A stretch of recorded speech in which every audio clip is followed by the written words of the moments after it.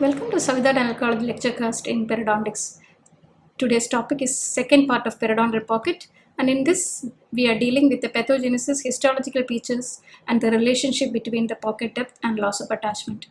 When you look at the pathogenesis, as we all know that subgingival plaque is a major etiological factor, and the undisturbed plaque accumulation can result in a microbial shift in the subgingival plaque.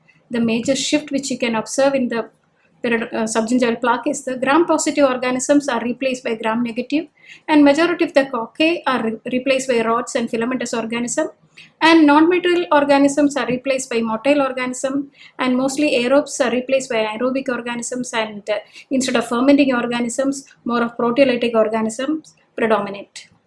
This microbial shift can result in progressive inflammation of the gingiva, and that leads to the conversion of established lesion of chronic gingivitis to advanced lesion in periodontal disease or periodontal pocket. The major event in the starting of pocket formation is the supracrustal collagen fibers. So as you see that collagen can be destroyed by two ways, that is, one is extracellular pathway or intracellular pathway. In extracellular pathway, it is mainly by the collagenase enzyme secreted by the polymorphonuclear leukocytes, that is MMP8, or it can also be by the fibroblast collagenase, which is MMP2.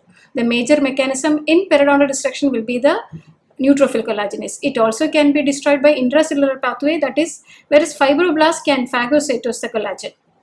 And this the collagen destruction can lead to the next step in the pocket formation, that is the apical migration of junctional epithelium.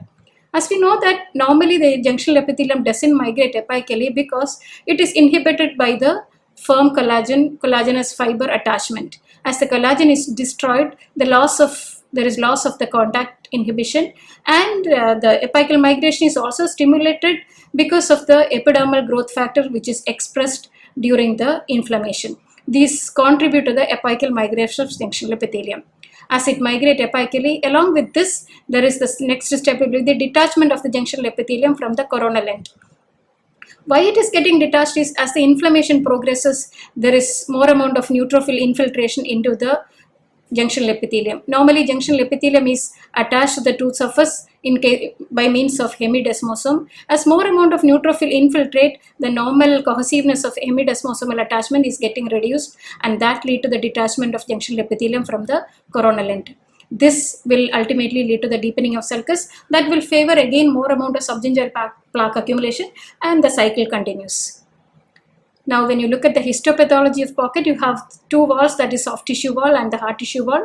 In soft tissue wall, you can see two tissues, that is connective tissue and epithelium. In the connective tissue, the major changes are inflammatory changes, regenerative changes, and degenerative changes. In inflammatory change, we can see more amount of inflammatory cell infiltration, vascular dilatation, and engorgement of the capillaries. In degenerative changes, mostly we can see the destroyed collagen, and regenerative changes you can see new collagen fiber formation, new endothelial cell proliferation, new capillary formation, etc. In case of epithelium, there are three types of epithelium present in the pocket. You can see the junctional epithelium, sulcular epithelium, and oral epithelium. Within the junctional epithelium, you mostly see inflammatory and regenerative change, but not much degenerative changes. In inflammatory, the same, that is inflammatory cell infiltration can be seen. In regenerative changes, you can see epithelial coats which is penetrating into the connective tissue. In the sulcular epithelium, you can see all three changes, that is inflammatory, degenerative, and regenerative changes. Inflammatory changes, as I described earlier, the inflammatory cell infiltration, and degenerative, you can see vacuolar degeneration of sulcular epithelium, and regeneration, you can see the epithelial retipex into the connective tissue. In oral epithelium, not much changes are observed. In case of seeing the lateral wall of the pocket, when you see in scanning electron microscopically, you can see various zones, that is starting from area of relative quiescence where you don't see much changes, and it is followed by an area of bacterial accumulation where you can see bacteria is trying to penetrate into the epithelium, and another area we can see is area of emergence of leukocytes where leukocytes are trying to come out from the connective tissue towards the epithelium, and another zone what you can see is the leukocyte bacterial interaction, and that lead to this reaction can lead to intense epithelial desquamation and ulceration and areas of hemorrhage. When you look at the root surface, again you have three types of changes, that is structural, chemical and cytotoxic changes. In structural changes, what you can see is the pathological granules, that is nothing but destroyed collagen fibers, Sharpey's fibers, and sometimes you can see root caries formation. In chemical changes, you can see the hyper or hypomineralized areas in the cementum. And cytotoxic changes, what you can observe is the root surface is embedded with the bacterial toxins, so that means it is not suitable for fibroblast attachment. And when you look at the base of the pocket, you can see that calculus doesn't reach till the base of the pocket or the coronal end of the junctional epithelium, and the calculus surface is followed by an attached plaque, and again it is followed by an unattached plaque, then an area of junctional epithelium. Below that you can see a partially lysed collagen fibers, and apical to that you can see the intact connective tissue fibers. And when you look at the pocket contents, you can see it's microorganisms, GCF, food debris, desquamated epithelial cells, salivary mucins, leukocytes, and purulin exudate you can see in the pocket.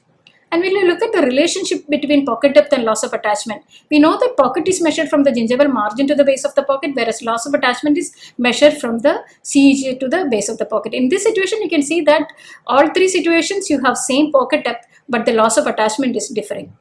Whereas in this situation, if you look at it, you can see that there are same attachment loss but with a different pocket depth. But a situation where gingival margin coincide with the CEJ, your attachment loss and pocket depth is going to be same. Thank you.